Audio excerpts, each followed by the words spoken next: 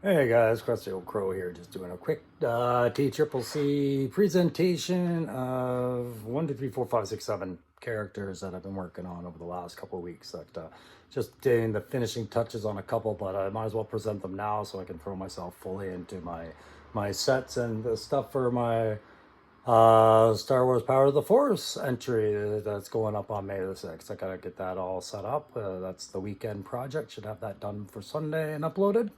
But for now, I gotta get this video done. So without further ado, I'm gonna show you 7 figures that I did conversions or kit bashes or complete customs with. I'll describe them on a little turntable for you, and we'll go right to the end like that. But if you like these videos, please remember there ain't nothing wrong with hitting like and subscribing's absolutely free to my channel. I'm a free guy. You're a free guy. Who doesn't like free? Anyways, feel free to check these guys out. Hey, kid, what time is it? It's time for Crusty. That's right. Shut the hell up. All right, so here's the first of our Joes, one that I introduced before, but very shortly. But just to recap, this is Bomb Strike. The bomb in her hand is just a joke. It's just a little piece I'm gonna have off to the side. It was ironic for her name at best, but you can see that I've given her some accessories on the stand, which I won't bother putting on there. You'll see her in the background wearing them at other times, and perhaps some photos one day. But yeah, she's got a 9mm pearl handle silver pistol that was provided by Loki Wartooth. I painted that up. I used the pearl handle because if you read up on the character, Alyssa Stahl is one of 3 Stahl kids that went to go be Joe's, and only one of 2 that made it. So I figure it's a legacy thing. Maybe it's something her dad would have given her on making it, or a gift anyways, or something like that, something special.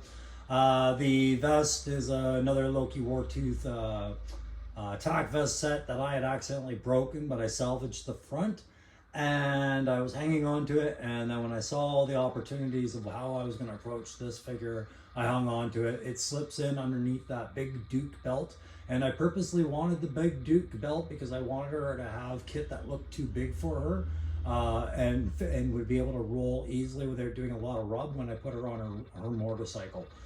Which is also why I selected that holster, which is a Marvel Legends holster from an old Black Widow, back when Yelena Belova was the functioning Black Widow in the Marvel comics.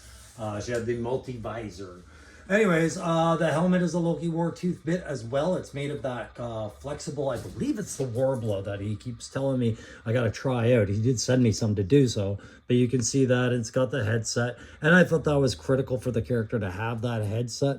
And that's why I chose the head that I did, because it's a Star Wars Black Series Val Sartha, or whatever her name is, from the Andor series. And the way that they had her hair meant that I could get away with a couple of different things here, such as flexible soft good caps that fit the head very well.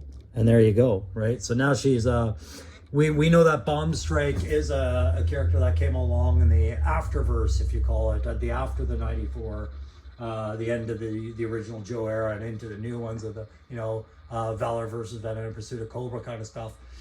She's a FUFAC, which means she's got forward area observer kind of thing, and fast air coordinator, call for fire officer that would be on the radio a lot, coordinating multiple levels of strike information into a rear party support of artillery, or perhaps a circling above Spectre gunship, or A-10 party, or a pair of Apaches. She's the one that coordinates all that and brings that down on the battlefield. So she goes by. I'm gonna have a look. I think I saw some paint rub at the back.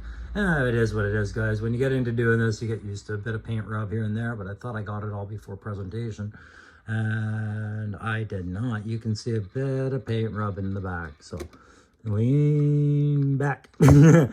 No, we'll ignore it for now, but yes. So that is my Bomb Strike, and yeah, cover girl top, torso, Lady J arms, scarlet legs, boots, and then Salvartha, what was her name? I've got the box here this time, so let me just dig out that box. I'll show you the character. It's this one from the series Andor. Came with the the AK-47 Star Wars rifle that Punk pointed out, and I had noticed that too. I had bought it quite a while ago on this deal for $9 Canadian, and yeah, that was what I noticed.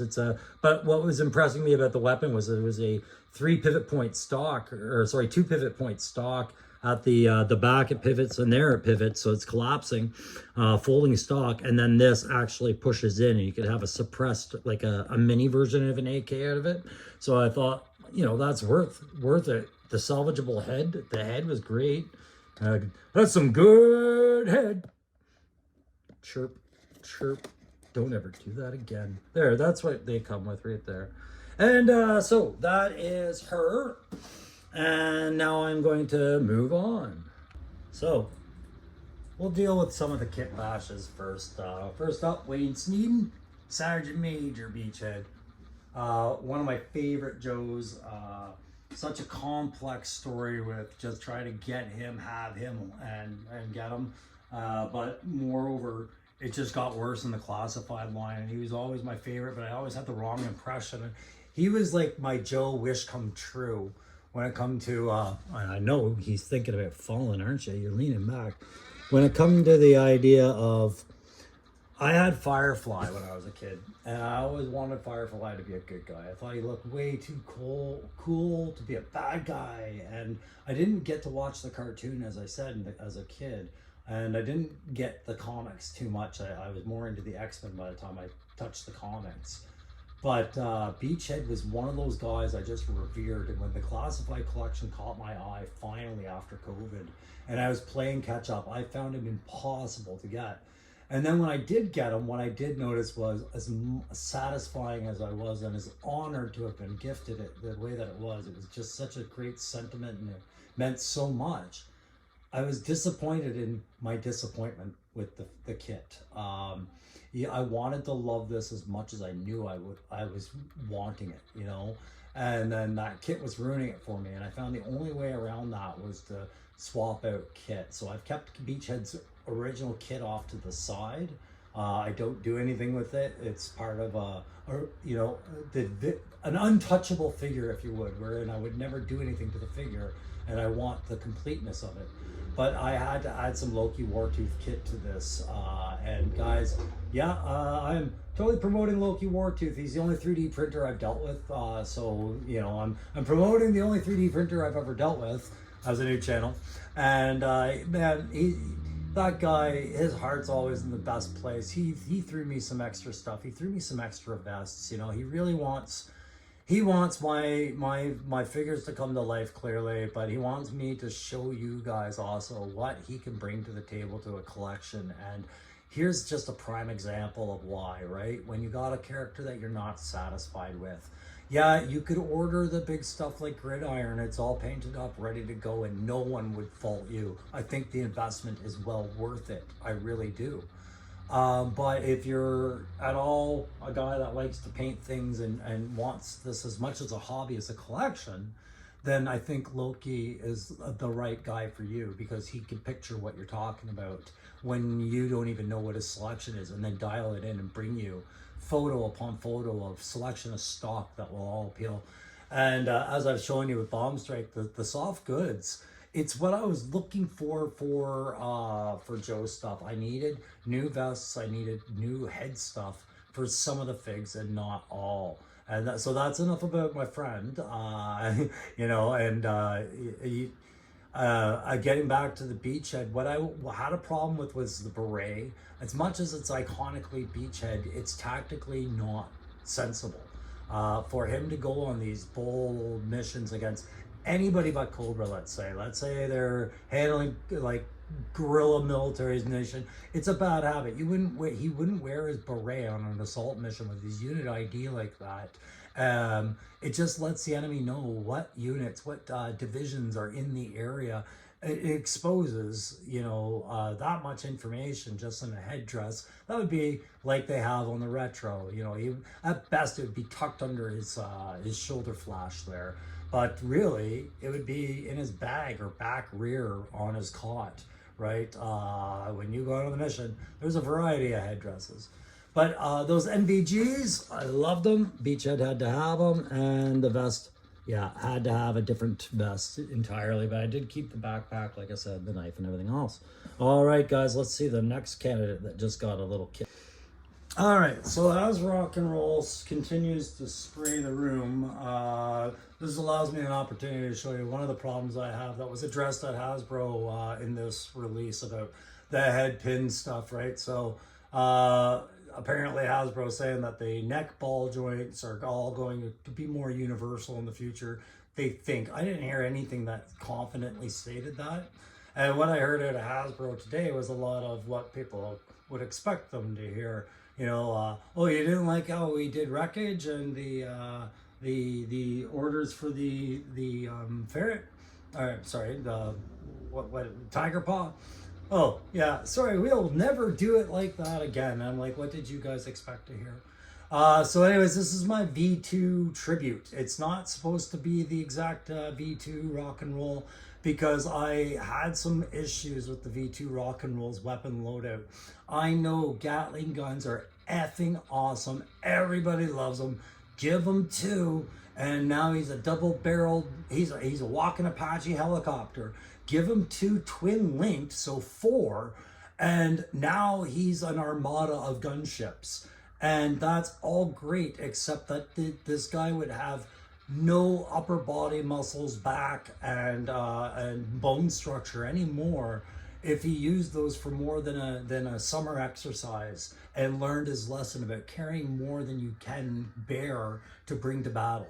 It's a logic problem. You can see how I had a problem with the neck. So I do have a strategy to get around that, and that is bore the shit out of that hole some more.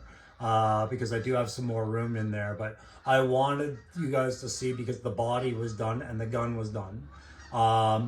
What I did do for a minigun on this guy was I had to make one that was acceptable. So that's my kit bash of a little mini 5.56 drum fed minigun, you know, a little burp cannon with a little light on it and blast shield, whatever, you know, deflector, whatever.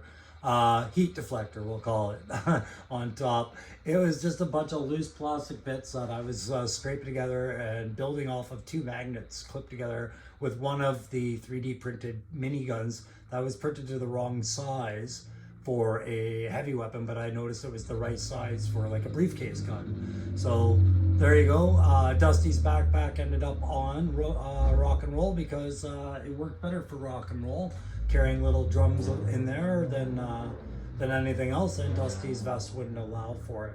Then I gave him his emergency bandolier of ammo, you know. Should have 2, but really he's only got the 1, and that's fine by me if it's fine by me. And that's off my strangely missing tunnel rat, my original tunnel rat, because I just love my Night Force tunnel rat that much. And I did a video on how I hand recreated the arm tattoos, which was a first attempt challenge. It was one of these things where I was like, no, you're not gonna try it. And I was like, nah, screw it, I'm gonna try it. And then I tried it, and it was a lot of fun. I would do that again. I would just really want to take more and more time with it. I think those turned out good for let's have a quick glance at this character, but I think if you were to examine them under scrutiny versus what was on the original arms, you would find many things to point out, as would I. Nonetheless, that's my rock and roll. And then I don't like this hat for him. It's not the hat I'll have on my shelf. I just grabbed it out of my gung-ho spare bits because I wanted to show you guys. Like, I acknowledge he should have a hat like that.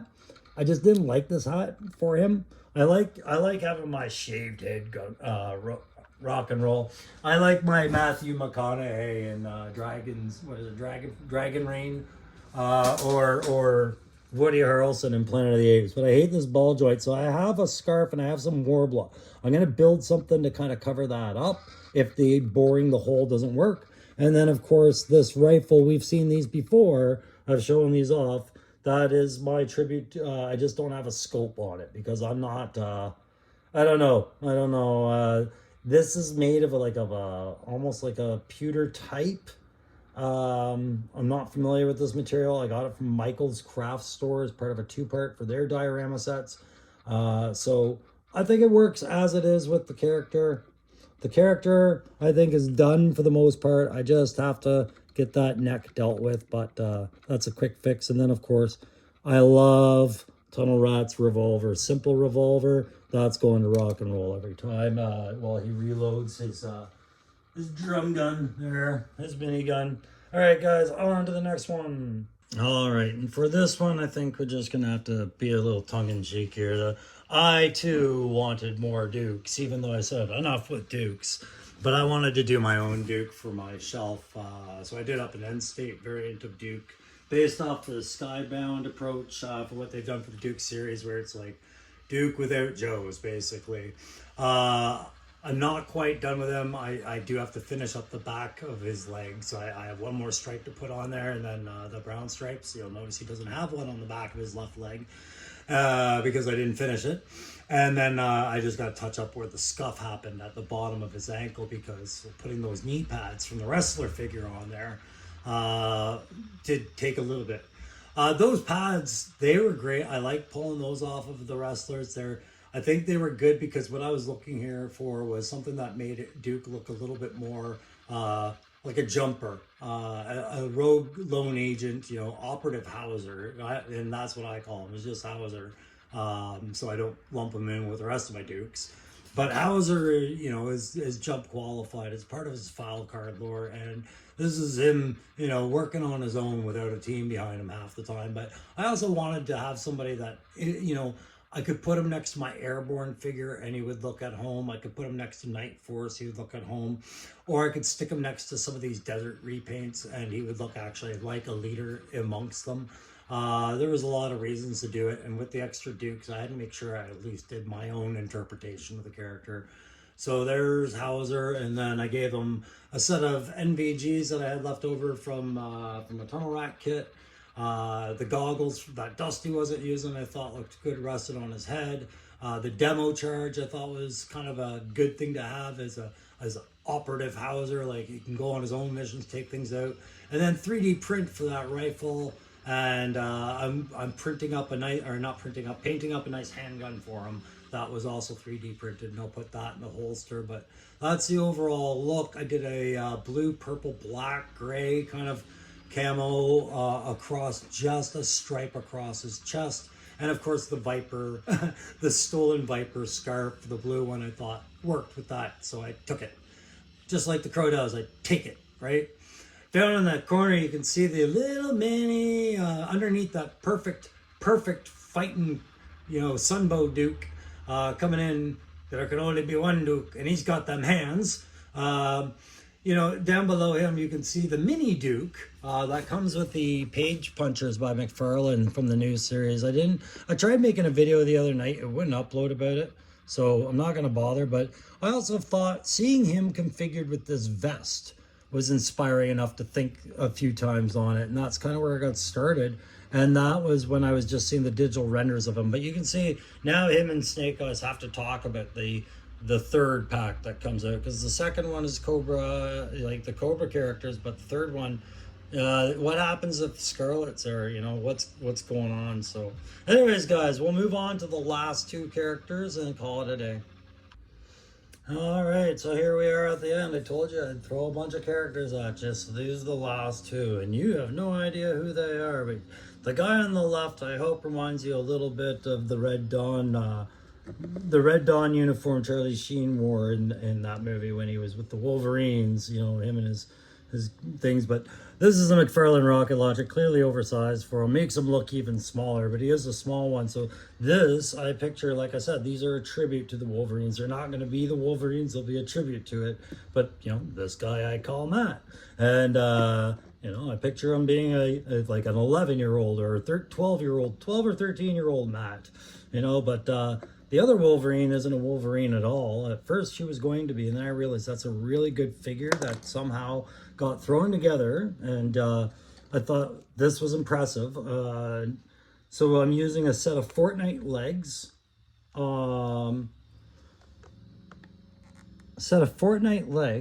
On a Star Wars torso from the figure that I used for Bomb Strike's head. The torso and the arms is from Salvartha or whatever her name is. And then a 3D printed head that Loki sent me. That was perfect for the Wolverines because they had those berets. But yeah, I'm gonna dull down those lips. Those came out too bright. But yeah, you go ahead, drop your rifle. You're surrendering anyways at any point.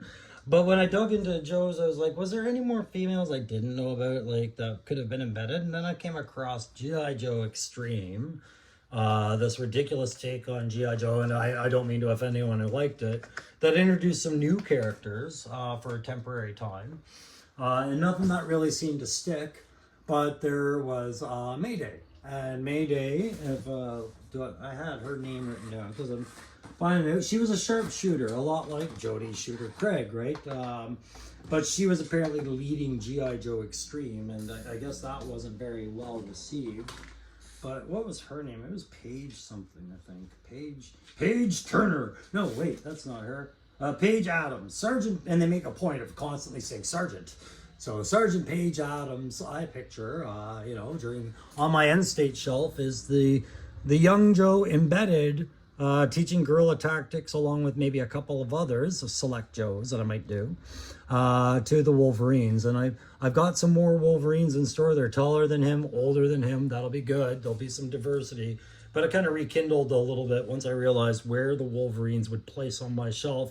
There's your Joe Rescue mission, and the end state shelf is pull the Wolverines out of the Cobra AO and save those kids' lives, right? Great fight, kids, get the hell back. But yeah, I wanted to keep doing that for Grievance while I'm working on getting everything together for the Crimson Punisher that he won from me, and getting all the art and the background and the cards and all the stuff done for that, so I can give him what I would think would be like a new character. I got to tell him to step back into that 8-year-old Grievance and treat it like a new character. But one thing I picked up for it was a new one of these things, these laminate boxes that you can put your figures into. I picked up one of those because I want to deliver him like a packaged character. But the Red Dawn characters are for the shelf, and it was his suggestion, and it was a brilliant suggestion. And once it was out there, I was so happy he suggested it to me. But it is taking a while to get them done. But anyways, guys, that's going to be it for today. There's your handful of characters that the old crow. Sorry, no. Without you, Duke, there's only me. I know, Duke. I know, there's only you. That's pretty much it. That's what the last about 2 weeks have been like, is trying to get all those finished up. So, yeah, that'll be it for now, guys. I'll see you on the next TCCC.